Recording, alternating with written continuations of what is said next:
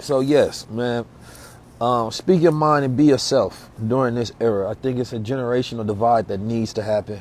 And we tried their way. We tried being under them. We tried listening to them. We tried reasoning with them. We've yelled at them. We complained about it. My bad, brother. Life changer. I can't say the first part of that, but yeah, you're right. But I think it's over, man. I think that we have to celebrate the death of an old time and the coming in a new time. So I think that I'm excited going into the rest of the year. And I'm seeing people mobilize and change in a way that they thought that they could ignore. I literally had people telling me, like, bro, honestly, we thought we could ignore you. And this thing lights a fire up under us. They was hoping that Kamala would have took office. And look at, and let's examine that.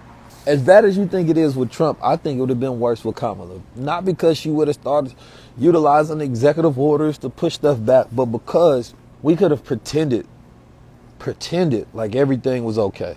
We could have pretended like we not heavily dependent upon the government. We could have pretended like these organizations are not heavily infiltrated, sell out and boule. We could have pretended like the leftist agenda, right, of destroying the family and effeminating the whole generation, right, and allowing things to just continue to be as they are, health-wise, spiritual-wise, cultural demoralization. It would have been a bunch of niggas in the White House. That's worse than the niggas that's in the White House now. And when I say niggas, I'm talking about niggas that's from the so-called culture.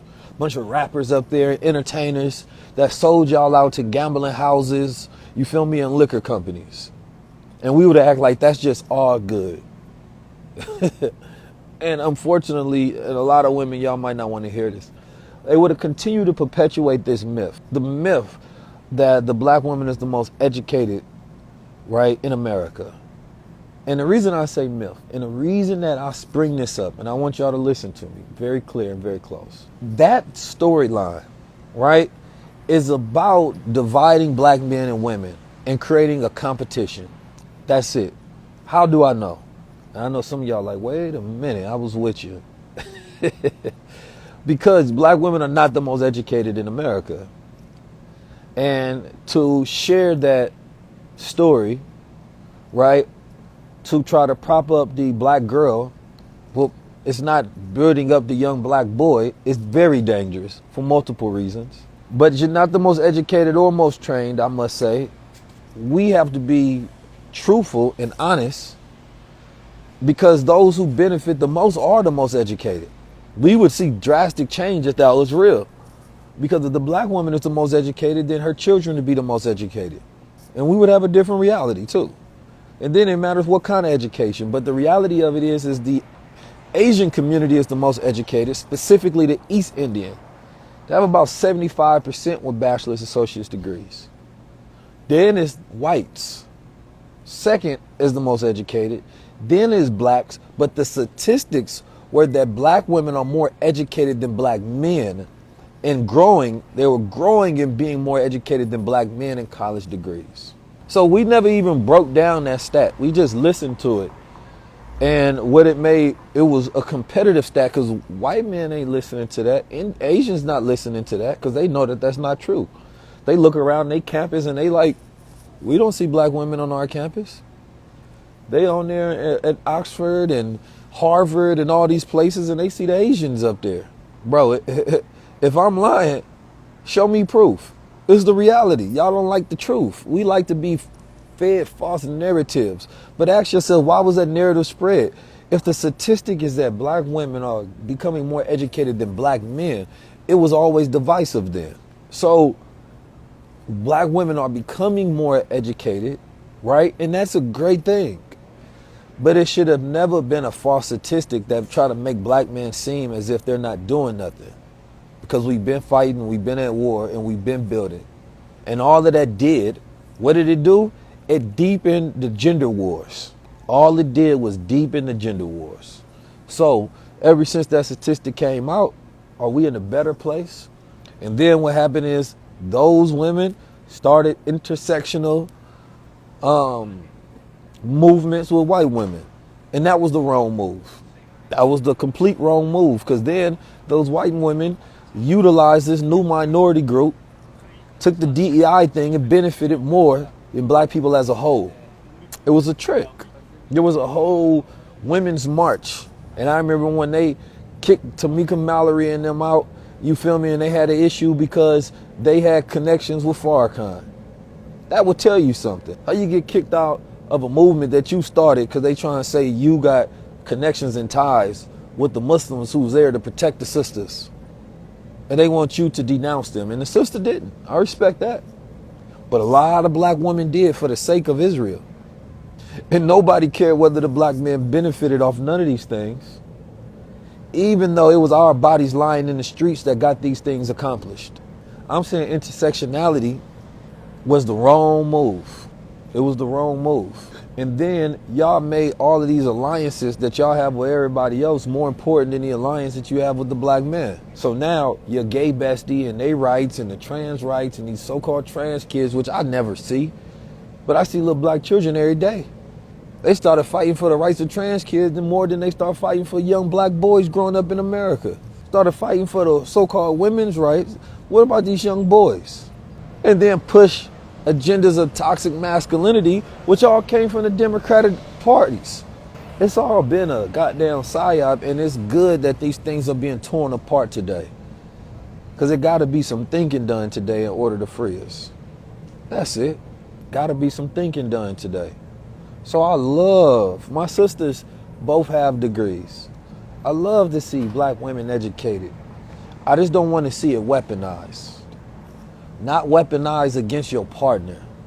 It's supposed to be celebrated to say that you're educated for what? For the purpose of nation building with your partner, not to say, oh, now you look down on these black men. They not making enough. We need brothers making $100,000 even though the average pay is not there. So now the average black man stop being enough for you. Further the divide. You go watch a balloon show, the brother can say he got a degree, he owned him a goddamn health clinic. You know what I'm saying? The brother say he goddamn take care of his grandma, his moms, and it's something that's still not enough.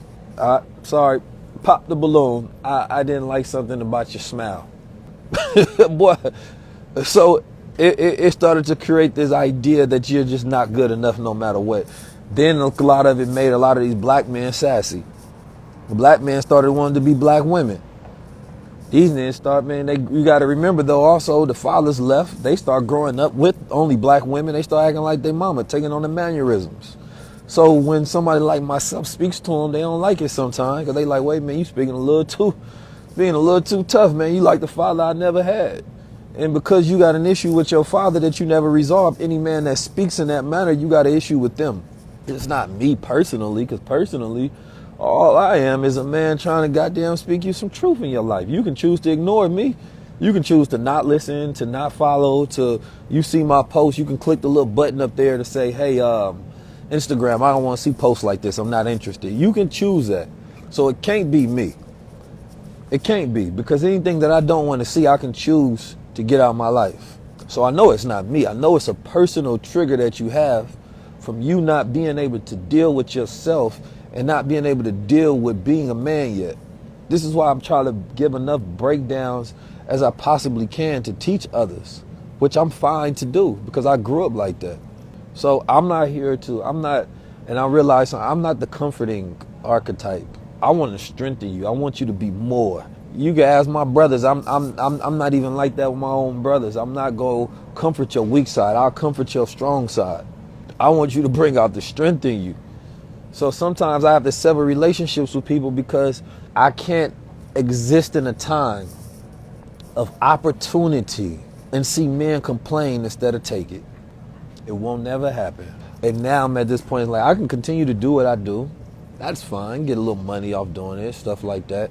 But it's like I rack my brain on what's the maximum amount of impact that I can create. So what that got me to thinking about is what I've been teaching about for the last 10 years. If we've been following the blueprint that I've been laying out, utilizing technology, utilizing our new access in the new mind, I've been the blueprint. So now it's about building that thing out and getting those resources. So this is what I see. I see us creating network states, digital nations, economic networks. What does that look like? we take all of this digital force. Let's say it's 300 people in here right now, right? That's great. I didn't have to pay a single dollar for this. This is what we call zero cost margin, right? There's no cost to this, right? I pay for my phone bill. You all are part of my community, so you jump on. So at any given time, I can have a conversation with 300 people.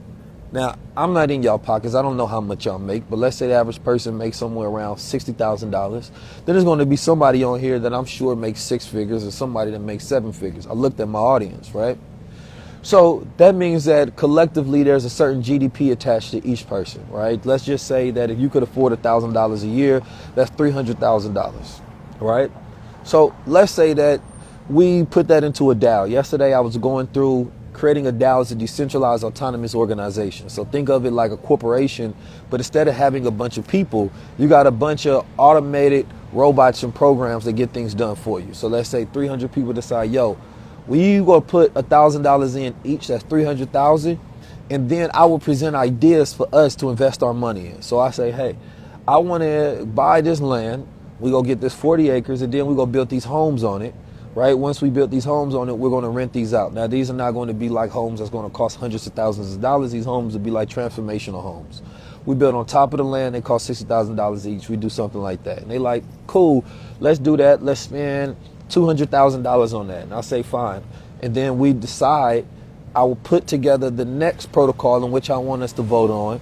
And the majority of the people that vote based on the amount of voting power they have, which is relative to the amount of money that they put in, allows us to be able to create our own governing system. So you create a digital nation that has connection to a physical network. So digital assets to physical assets.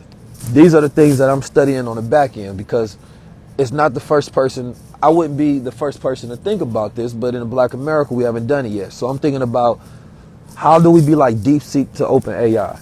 The U.S. government, right, is like OpenAI. And Black America is like DeepSeek. We can't afford to spend hundreds of billions of dollars on something. So how can we then utilize the existing resources to get the same amount done and be competitive like David versus Goliath? So that requires us to utilize efficiency. Blockchain allows us to have efficient models to where we can build communities that are connected to digital grids and digital networks. And people like BZ Brave wouldn't be a part of it because he said they would burn us down. Not us, because you wouldn't be a part of it because only people that believe in it be a part of it. Here's the reason they wouldn't burn it down, because it wouldn't be one location. The game has changed. We're not talking about a location. What we want to control is time, right? If you play the time game, it's a different type of thing. The time game means that instead of saying that we're going to build in this one space in one location, because we're not really trying to just build out the new Black Wall Street. No, do y'all know what was the single greatest economic network built by a black man in this country? Who can tell me? Which black man built the most successful economic network bigger than Black Wall Street in this country? Come on now. I know y'all know this. Elijah Muhammad. There we go. Come on now. The master builder. He got to know this master builder foundation. Elijah Muhammad. Now, this should be a ready answer for everybody's mind. Now, I want y'all to think about how history robbed us of that examination. Of course, my Muslim brothers, y'all know. But why don't we know this off the top of our brains? We should know this. We should know this. Elijah Muhammad, and I'm talking about by actual data, statistics, and numbers. There's a video that's on YouTube, and I'm going to post it on my YouTube again. And I did it in one of my videos I did recently. I gave a breakdown of this, that Black Wall Street was nice, but there was other towns after Black Wall Street. We would just remember that one the most because it was one of the most traumatic. Elijah Muhammad had the greatest economic network that was ever produced in America. Now, here's the beauty about that. Why did it fail? Some people are like, okay, if he had it, where did it go? So it never failed, actually. All right, so I know what you're thinking. If it never failed, where the hell is it at? This is why we need to be students of history, right? So we know our actual history. People talk about Black History Month. And we're not even studying our real history. How we have all these Black histories your whole life and you never learned that? That's a disservice.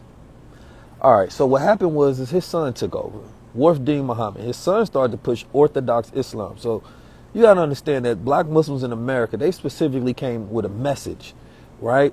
that was about do for self. It was about a customized message for black people in America and utilizing Islam as a moral way of life to clean up the lowest to bring us to the highest. So they'd take drug dealers, pimps, some of the most scandalous, murderous individuals, and they will clean them up.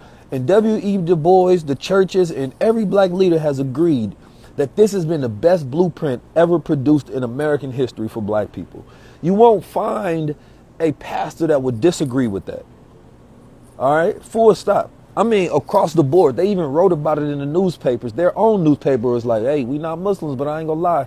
He got the best program I ever seen. We can't do no better. The church has never done better than NOI when it comes to cleaning up black men and bringing them to the highest level. Shout out to Acre Boys, right? So then we like, all right, well, if that's the case, why didn't that become the blueprint then? It would make sense. I mean, look at Malcolm X. He's hailed as one of the greatest black men ever to exist, right? He went from a pimp, you know what I'm saying, with a comb in his hair that was on heroin doing all kind of wild stuff to being one of the greatest scholars in black American history, in American history, I would say global history. So back to it. So what happened is his son took over, Worf Dean. His son said, well, I don't believe in what my father was teaching. Now, a lot of people believe that his son, of course, was infiltrated by the FBI, right? They got a hold of him. And what his son started to do, he didn't believe in the economic vision of his father. So he started dismantling the businesses. Now, when I say businesses, I mean import, export, I mean planes. He started selling off things, right? I mean banks, schools.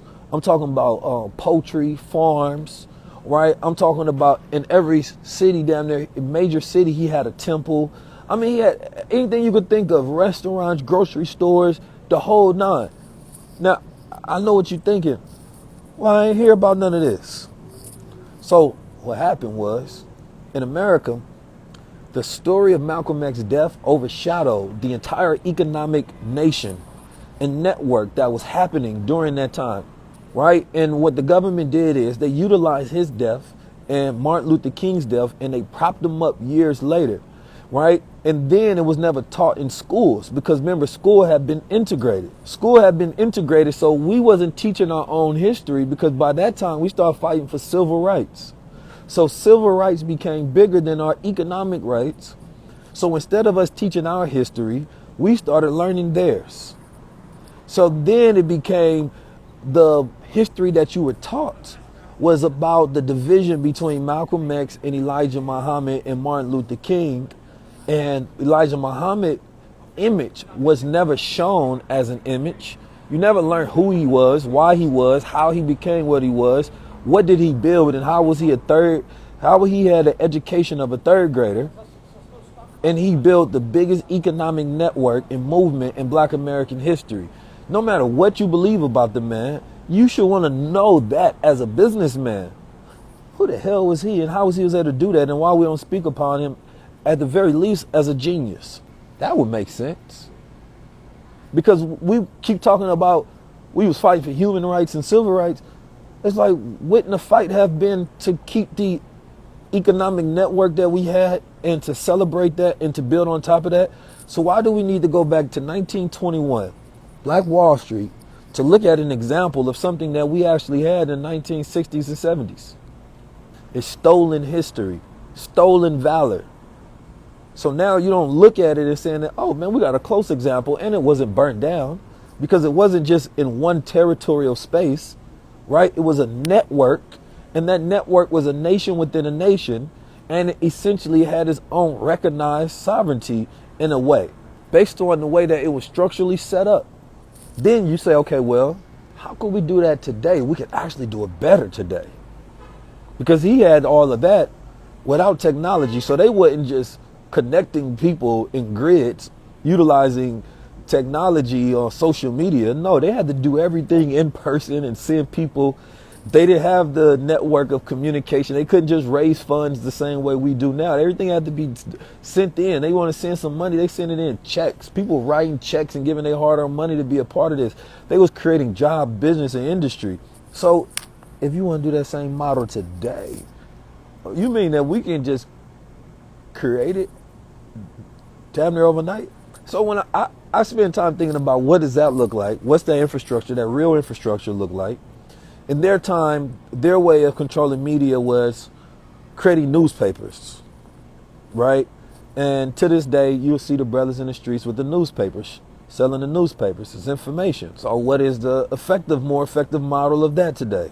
There's many different routes to success. It's just you got to change the story in your head. The story that you have in your head is a false narrative of history.